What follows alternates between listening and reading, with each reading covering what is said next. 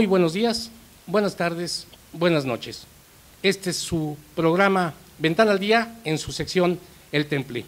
Estamos nuevamente con el ingeniero Arturo Escobar Martínez, quien ya desde antaño nos acompañaba en esta su sección y que ya desde aquellos ayeres tenía siempre su tan atinada opinión y descripción de la cosa pública, de la situación política municipal. Ingeniero, sea nuevamente usted bienvenido a este su programa Ventana al Día en su sección El Temple. Ingeniero, palabras para nuestra gente, nuestro pueblo, su evaluación inmediata acerca de esto que es nuestro gobierno municipal, la situación de los partidos. Ingeniero, de su ronco pecho, ingeniero. Fíjate, Gerardo, que en primera, buenas tardes, es para mí una gran oportunidad poder hablar, grabar y que otras gentes lo escuchen. Es muy importante empoderar a la gente con información contextualizada. Es muy importante que empecemos a darnos cuenta que lo que sucede en el municipio sí nos afecta. Sí nos afecta porque han llegado desgraciadamente todos los presidentes y que su razón tiene, porque los partidos políticos lo que más les preocupa es poner a alguien a modo. Alguien que sea, y ellos lo llaman que sea muy institucional, pero es muy arrastrado, ese es el sinónimo. Que sea muy obediente, pero que también no se presenta como debe de ser en el municipio. Tenemos un grave problema en el municipio de Tenancingo, por supuesto que tenemos un grave problema. Si nosotros hiciéramos un balance de todos los recursos que han llegado desde el 2000 a la fecha, y Tenancingo sigue igual o peor. No sé qué está pasando, Gerardo, con esas clases políticas que dicen que son clases o expresiones políticas. El simple hecho de ir a trabajar al ayuntamiento a sacar copias ya es político.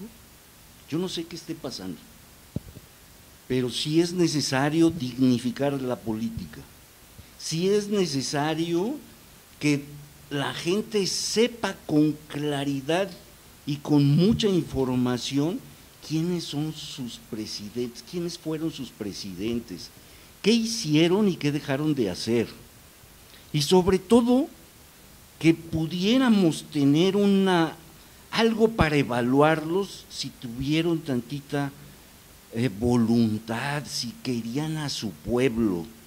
Y yo creo que si tuviésemos un análisis de esa naturaleza vamos a encontrar que ni un presidente quiso a su pueblo. Fueron presidentes que llegaron por la ocasión, porque fíjate, todavía en pleno siglo XXI, el hecho de que conozcas a alguien en Toluca o en la Ciudad de México, en el Comité Ejecutivo Nacional o en el estatal, y seas una persona que nunca se ha preocupado por su pueblo, nunca ha emitido un juicio de valor o real de cómo está la política, se hace merecedor del derecho de ser candidato a presidente, por el simple hecho de conocerlo. Y el pueblo, ¿por qué tenemos que tolerar, aguantar y además que se gasten nuestros recursos públicos como si fuera el dueño de la casa? Cuando es muy claro que en el pleno siglo XXI sabemos de antemano que incluso en la Constitución que se modificó tenemos la obligación de participar para ver qué está pasando en nuestro pueblo. Y no hacemos absolutamente nada.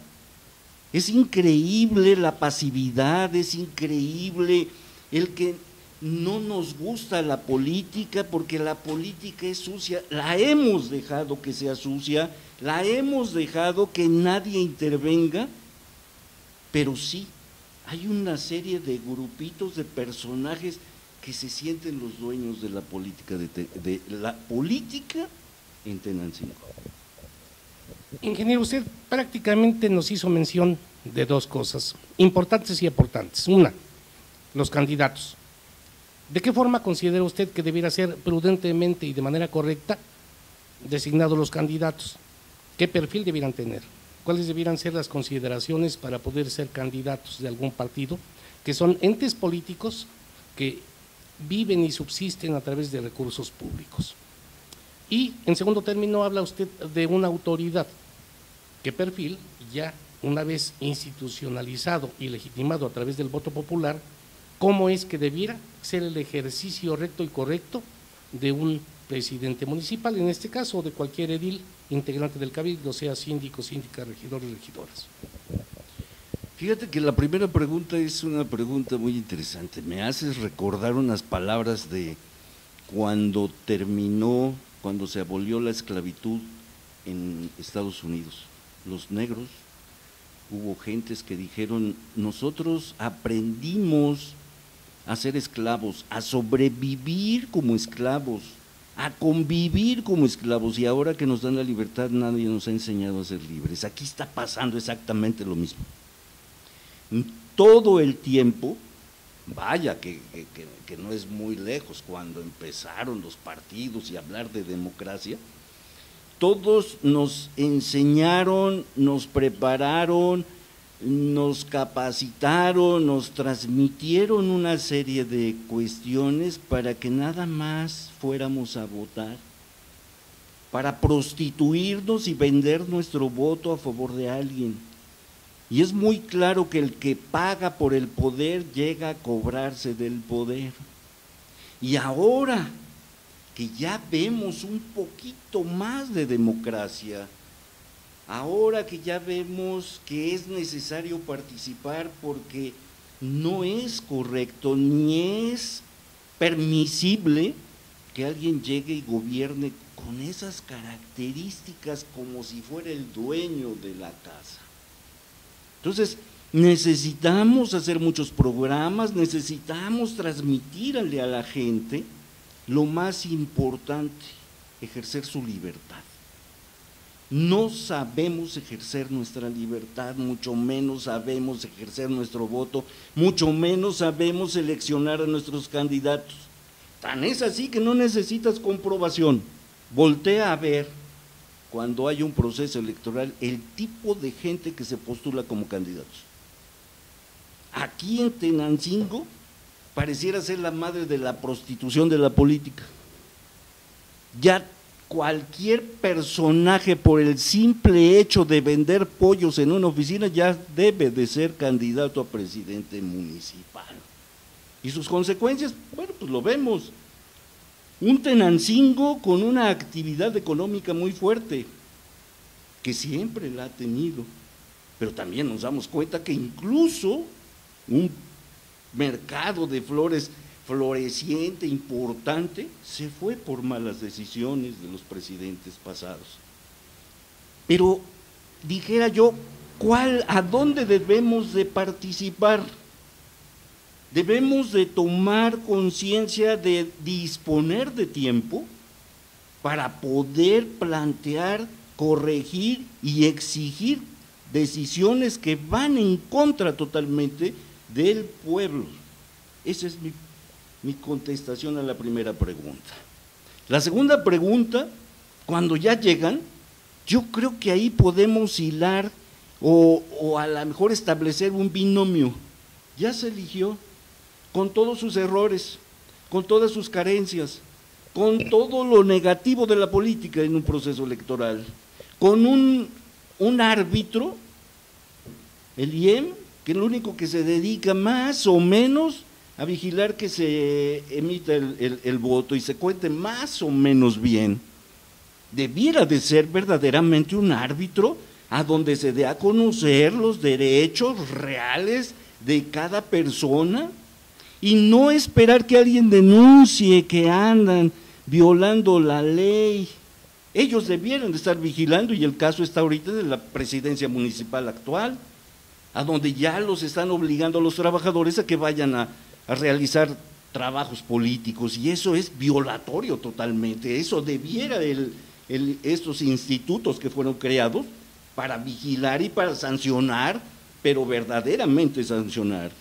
Y el binomio del que te hablo es que ya está la autoridad Ahora a nosotros nos toca organizarnos a través de cualquier figura y presionar y exigir que se tomen decisiones verdaderamente a favor del pueblo.